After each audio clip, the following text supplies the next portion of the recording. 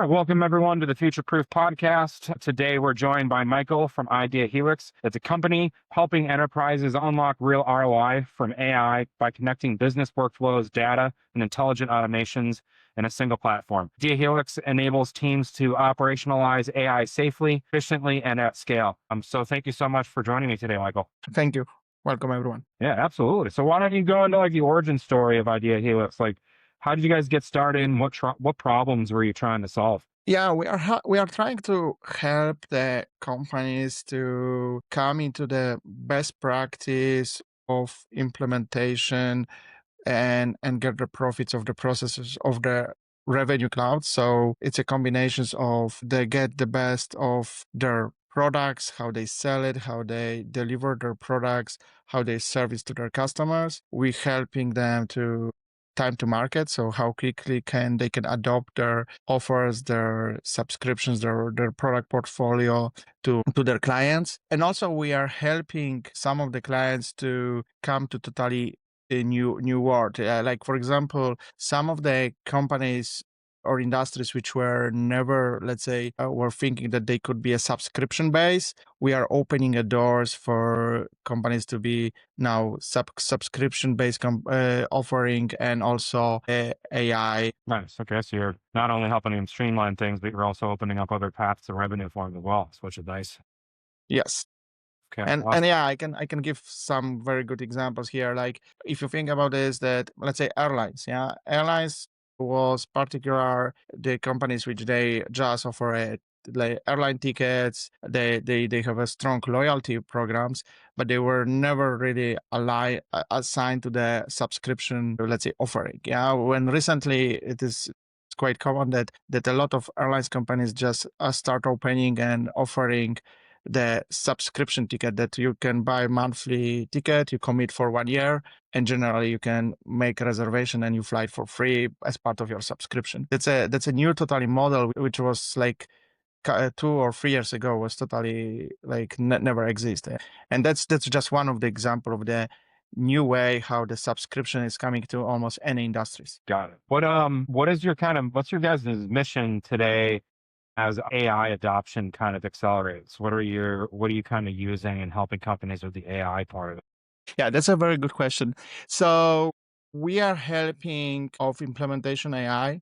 We mainly specialize in agent force from business processes, so agents implementation, when AI can help and speed up the delivery of the solution, for example, for a travel tickets, or speed ups and offer the best offers for the clients during the configuration of the products or during the negotiations. But we are not only focused on the, let's say, business side of AI, but we are also leverage and helping of leverage of AI to on our delivery model. Yeah. So for example, we can deliver much faster, much less costly, because we are leverage of AI as part of our implementation methodology. I mean, I think a lot of businesses are using, AI the correct way, but also some of them maybe not even be using it the correct way to maximize the efficiency or actual streamline processes in their business. They might just be using it as like an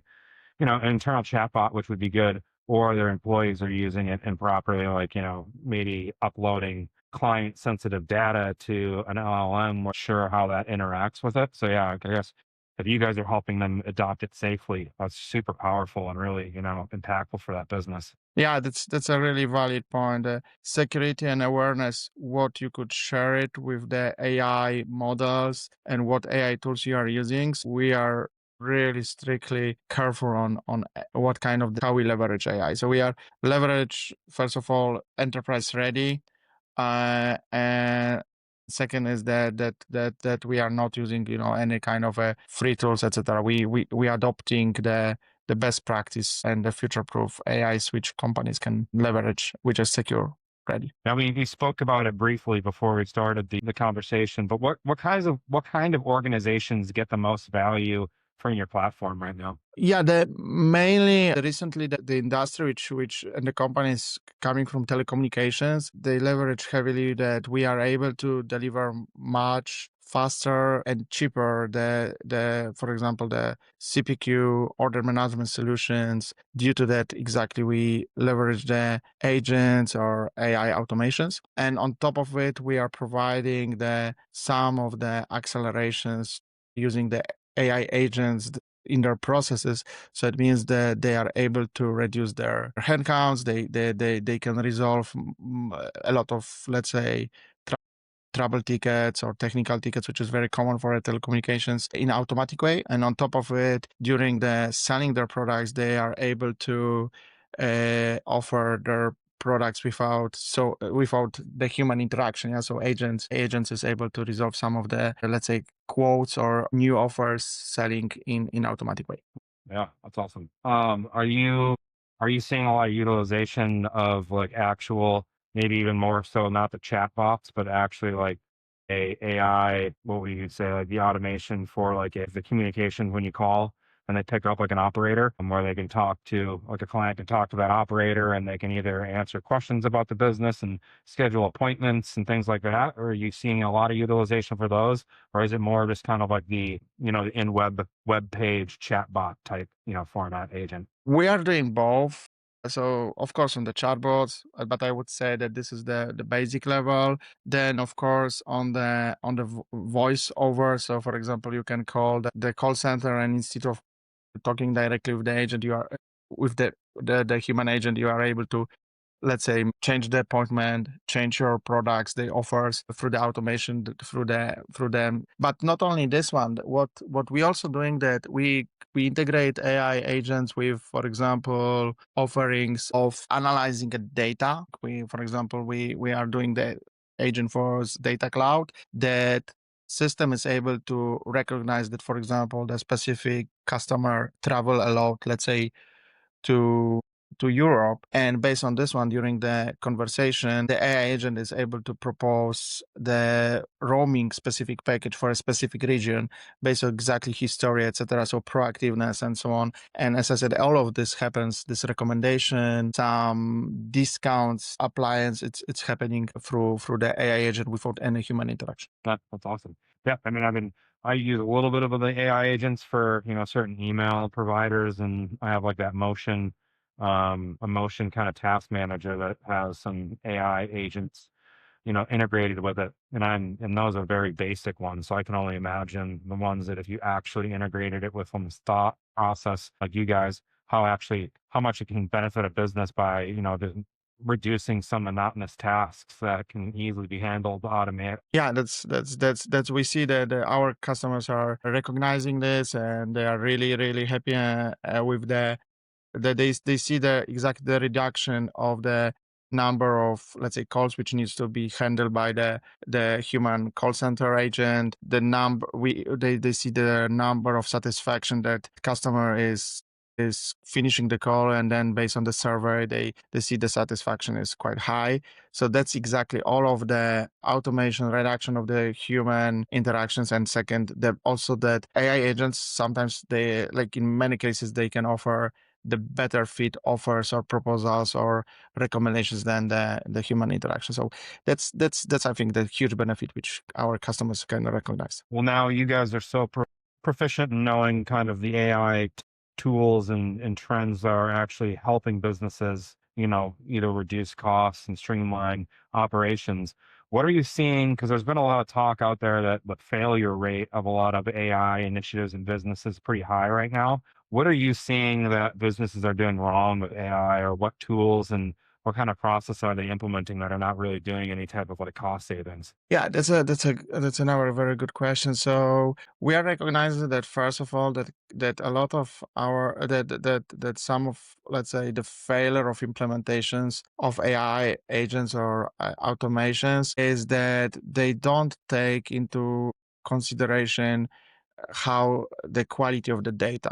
Yeah. So for example, if your source of the data based on which your AI agent should learn, should leverage, is dirty, so it's not clean, it's duplicated, and so on. Of course, the recommendation of new offers, the products from your product catalog, they will be not the right fit, because I'm just saying, if the human person is easy to lose, then AI agent is also. So that's why it's so very important to look into your, let's say, product, especially for implementation of the, let's say, all kind of CPQ, order management. It's so important that you look into your product catalog. You will try to simplify your product catalog, rationalize, perform the both business migration and the technical migration to the new generation of the AI readiness, the product catalog. And then based on this one, you are able to successfully adopt the AI, let's say, agent and AI technology. Got it. Okay. Yeah, it's interesting. I just saw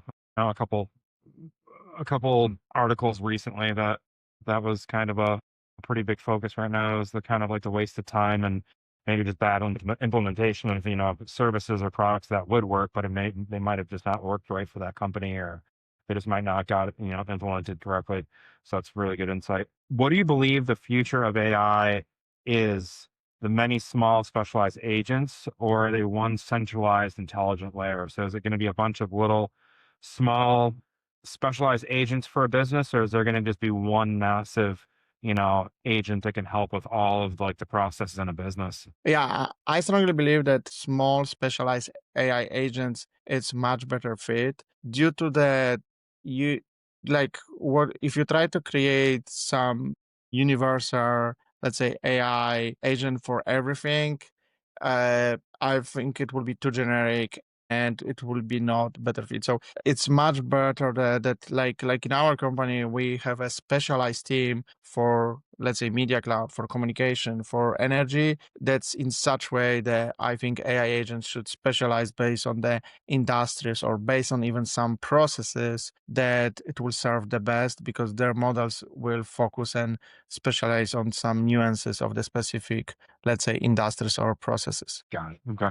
Yeah, no, that's really good insight because you get that a lot with the different type of like, even like LLMs and things like that, where certain ones are better in certain processes. Like, I think Claude is better at writing and ChatGPT is better for, figuring out complex, data and workflows and things like that. Even those large LLMs that are designed to be more generalistic and can't really even hyper focus and be good at one task, it would make sense that in a business you have those decentralized, smaller AI agents that help with, certain things and are really good at that one. For you guys, for Ideal Helix, for Helix, what is working really well right now? How are you guys, how are you seeing growth?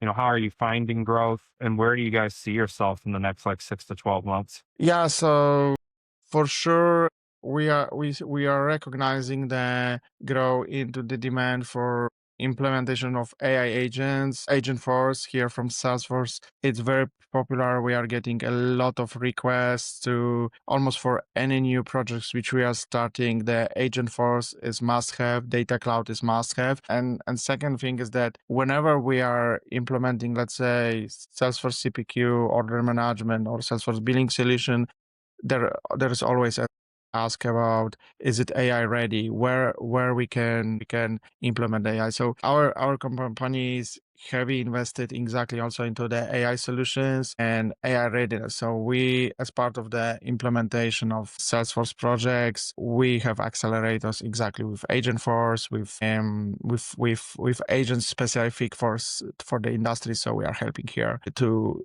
accelerate the projects to deliver with the solutions which are ready to be deployed based on our best practice and the implementation of by our product team. Got it. How are you getting in touch with the clients that you want to help right now?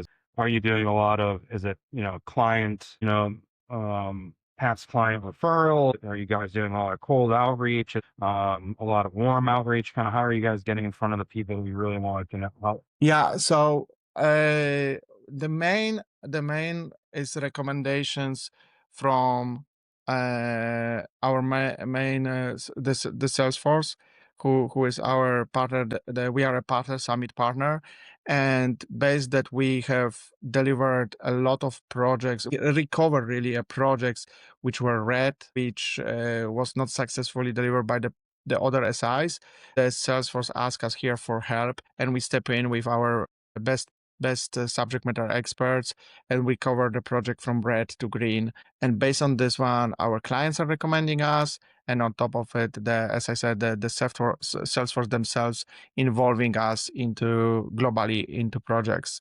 And projects we have really truly deliver globally. So from, as you know, we are US based, but we are delivering projects in US, Canada, Europe, Asia, like Korea, Australia, so South America. So we are almost everywhere, and Interesting. that's the demand really growing. Okay, that's awesome. No, that's I bet you it's super helpful to have the backing and the partnership from Salesforce to really kind of push you guys into the to help more people. All right. So one last question. So what is one operational challenge you wish more leaders would take serious before they scale their AI initiative? Yeah, so implementation of the AI agent or AI readiness, your organization should be already like, let's say, AI readiness. So it means that this process is not a lift and shift, but it is a AI transformation, I would call it. So it means that you cannot just adopt and implement AI agent without changing your organization, the business transformation. Yeah. So it's very, very important that from top level to the down, from executives, management, and operation level, all organization is ready and they know exactly what it means, the change to start operation into the AI readiness model. Awesome. Yeah.